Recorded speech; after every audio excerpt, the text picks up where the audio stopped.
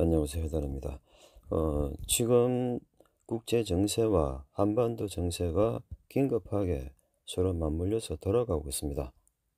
현재 트럼프는 관세를 내세워서 주한미군 조준비 협상을 하려고 하고 있고, 이에 맞서서 이재명 정부는 전작권 환수를 내세워서 주둔비 협상과 관세 협상을 함께 진행을 하려고 하고 있죠.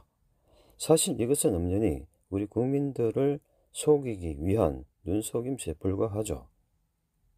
두 사람 모두 한반도 적화를 위해서 서로 짜고 치는 고스톱으로 국민들을 속이고 있는 것일 뿐입니다. 왜냐하면 두 사람 모두 한반도 적화를 계획을 하고 있는 신세계 질서 정부가 내세운 꼭두각시에 불과하며 자신이 맡은 역할극에 충실하기 때문입니다. 지금 2025년도 중하반기에 미군이 한반도에서 떠나간다는 것은 이제 기정사실화되고 있습니다. 왜냐하니까 지난 미국 대선에서 트럼프가 대통령 후보 시절인 2024년 2월 6일에 VOA에서 열린 미국의 대표적인 보수정책 연구소인 브루킹스 연구원인 마이클 오헨슨과 그 당시 미국 국방부 차관보인 엘브리지 콜비가 나눈 대화가 있었는데, 그때 엘브리지 콜비가 트럼프의 심중을 대신해서 대담을 진행을 했었죠. 사실 트럼프의 생각이기보다는 미국의 정부 당국자들의 이야기였죠. 지금 2025년 엘브리지 콜비는 미 국방부 정책 담당 차관이죠. 즉, 한반도 정책을 수립을 이끌어가는 최고위 실무진이죠.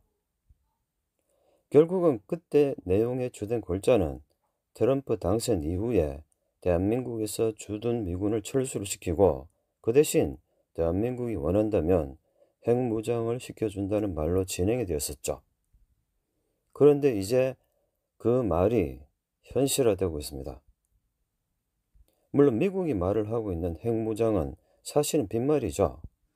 왜냐하니까 미국은 남침이 긴박했을 때 대한민국 자체 핵무장을 하라고 할 것이며, 대한민국 정부가 핵무장을 준비하는 동안 땅굴을 통한 북한의 기습 남침으로 대한민국은 속절없이 적화가 될 것을 미국의 주류 정치인들 뿐만 아니라 정부 관계자들은 잘 알고 있기 때문에 허울뿐인 대한민국 핵무장을 미끼로 꺼내겠죠. 그리고 또 지금 중국에서는 시진핑 실각설이 계속 끊임없이 나돌고 있습니다. 지금 국제정세를 살펴보면 러우 전쟁은 끝날 줄 모르고 계속 진행되고 있고, 중동에서 이란과 이스라엘은 지금은 잠잠하지만 곧 다시 전쟁 속으로 들어갈 것으로 보이기 때문에 시진핑의 실각설이 말을 하고 있는 것은 결국은 시진핑이 이 실각설을 벗어나기 위해서는 전쟁을 획책을 한다는 것이죠. 그래서 이전에 블로그 글을 통해서 시진핑 실각설과 관련해서 분석을 해주었었죠.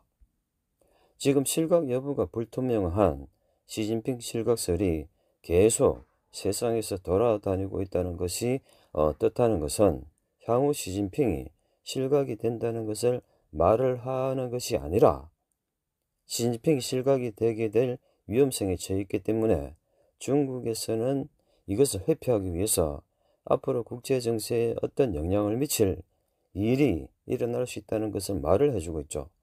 특히 시진핑 실각설과 관련해서 대만과 한반도를 들 수가 있죠. 그리고 또한 예전에 모택동이 실각 위기에 처했을 때 홍위병을 동원해서 실각 위기를 모면을 하고 권력을 공고했던 것처럼 이번에 시진핑은 실각 위험을 두 번의 전쟁을 통해서 정적을 제거를 하고 자신의 권력을 공고히 할 가능성이 높다는 것을 말을 해주고 있죠. 위에서 말을 한 두 번의 전쟁은 하나는 한반도에서 일어날 2차 한국전쟁이며 또 하나는 대만 침공, 즉 양안전쟁이죠. 왜 시진핑이 한반도에서 전쟁에 기획을 할 수밖에 없는가 하면 먼저 한반도를 적화를 시켜야 하지만 한반도를 적화 통일을 한 북한으로 하여금 향후 양안전쟁이 일어났을 때 북한으로 하여금 일본군과 주둔 미군을 일본에 묶어두기 위해서라는 것이죠. 만약 한반도 적화 후 북한과 현해탄을 바로 마주보고 있는 일본이 군대를 빼서 중국이 대만을 침공할 때 양안 전쟁에 개입을 하는 순간 그 빈틈을 노리고 북한은 일본을 공격을 해서 침공을 할 것이기 때문에 쉽사리 미국과 일본은 중국의 양안 전쟁에 쉽게 파병을 하기가 어려워진다는 현실적인 어려움에 봉착을 하게 됩니다.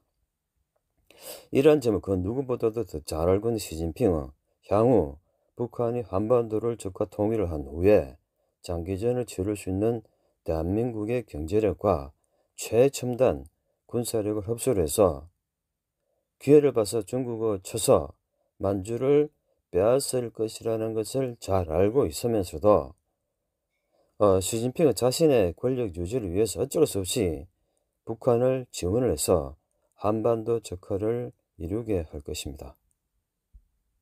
여기에다가 트럼프의 미군과 현 대한민국 정부는 한술 더 떠서 관세를 주둔비 협상과 전작권 한수와 묶어서 주한미군 28,500명 중 전투병력을 괌이나 오키나와로 빼돌려서 비전투병력만 그리고 보급병만 대한민국에 남겨둔다는 계획으로 사실 이러한 계획은 손쉽게 북한이 대한민국을 적화를 시킬 수 있는 분위기와 환경을 만들고 있다는 말이죠. 그래서 시진핑은 먼저 한반도 전쟁을 지원을 하고 그 다음 대만을 침공을 하는 양안 전쟁을 일으킨다는 것이죠. 전쟁을 일으킨 시진핑은 두 가지 이점을 노리고 있죠. 첫째, 시진핑은 자신들에게 대항을 하는 정적들을 대만 침공 전쟁을 빌미로 모두 전쟁터로 내보내어서 처리를 할 것이라고 분석이 됩니다. 왜냐하면 양안 전쟁에서 패배를 하면 6.25 전쟁 때 김일성처럼 정적을 숙청하는 빌미를 얻을 것이며 성공하면 시진핑의 공으로 돌아가기 때문에 전쟁의 시기를 2027년도에 공언한 것보다 빨리 앞당길 가능성이 높아지기 때문입니다. 그렇기 때문에 시진핑의 실권을 지금은 내려놓을 시기가 아닌 것으로 분석이 됩니다. 다시 말을 하면 시진핑의 실격 위험성이 계속 높아지면 시진핑이 두 가지를 획책을 할 것으로 보입니다. 첫 번째는 앞서 말씀드린 것처럼 내부의 불만을 외부로 돌리기 위해서 전쟁을 일으킨 것이죠. 그리고 두 번째는 중국이 먼저 한반도 전쟁을 획책을 해서 북한을 도와주어야지만 북한이 한반도를 통일해서 주한미군과 일본을 묶어둘 수가 있다는 것이죠. 그래서 내가 누누이 몇 년 동안 대만보다 한반도 전쟁이 먼저라고 계속 말을 하고 있지만 아무도 그 뜻을 이해를 하지 못하고 있죠. 그래서 한반도를 적화를 시킨 북한이 일본을 묶어둘 때 중국은 마음 놓고 대만을 침공할 수가 있습니다. 그래서 이런 복잡한 국제 정세를 정확하게 뚫어보고 전체적인 그림을 그릴 줄 알아야 하는데 지금 정부 당국자들 중에서 이렇게 보는 사람들이 없어서 안타깝기만 하죠. 그리고 지금 며칠 사이에 한반도 상황이 급격하게 돌아가고 있습니다.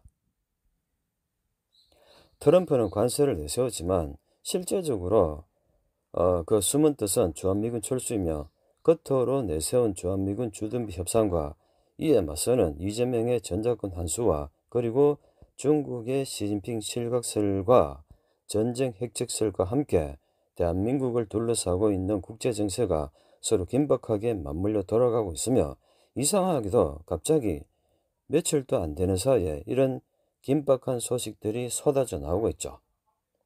또한 전 세계 모든 국가들이 다가오는 3차 세계대전을 준비하기 위해서 군비를 정강시키고 있으며 특히 영국은 수십 대의 핵 잠수함을 건조하고 있죠. 다들 전쟁 자금으로 금을 모으고 있고 각자 편을 나누고 있는 지금 이재명 정부는 노골적으로 친중을 내세워서 중국 쪽으로 붙어 있죠. 그래서 트럼프에 의해서 친중으로 분류가 되어서 대한민국 전체가 평을 당하고 있습니다. 대한민국 전체가 친중 성향의 대통령을 내세우는 바람에 사실 대한민국 국민들이 이재명을 뽑지는 않았죠. 대한민국 전체가 미국에 의해서 패싱을 당하고 있으며 또한 이재명은 대통령 당선 후에 최우방국인 그리고 세계 최강대국인 트럼프 대통령을 만나지도 못했으며 이재명이 관세 협상 특사로 보낸 특사들은 반미 중국 편으로 분류가 되어서 아예 미국의 루비오 국무장관과도 만나지도 못했습니다. 그래서 이번에 관세 협상을 하러 간 안보기획실장도 결국은 국무장관인 루비오를 만나지도 못한 채 공항에서 기자들 앞에서 몇 마디만 하고 결국은 문전박대를 당하고 다시 한국으로 돌아온 상태입니다. 그래서 8월 1일부터 관세가 진행이 되기 때문에 상당한 충격이 대한민국에 오리라고 보고 있습니다. 그리고 이전 정부에서 전작권 환수를 했었다면 좋았겠지만 지금 이재명이가 전작권 환수를 하고 전쟁 준비를 한다고 해도 국제정세가 긴박하게 돌아가고 있는 지금 이 시기에 전작권 환수 자체가 오히려 10,000명에 달하는 주한미군 전투병 철수의 명분을 만들어주게 돼서 북한이 만에 하나 도발을 하더라도 비전투 병력만 남은 주한미군은 결국 나설 수가 없는 상황이 되어서 대한민국 국익에 아무런 이익이 되지도 않는다는 것입니다. 이 와중에 미국의 부정선거 감시단으로 지난 대한민국의 대선 때 왔던 모스탄이 대한민국의 혼란을 기획을 할 주한미군 대사로 발령이 날 가능성이 높아지고 있습니다. 그리고 모스탄의 경우도 무언가 실적을 올려야지만 미국의 예에서 보듯이 미국 대사로 발령이 날 가능성이 많죠. 그래서 오늘이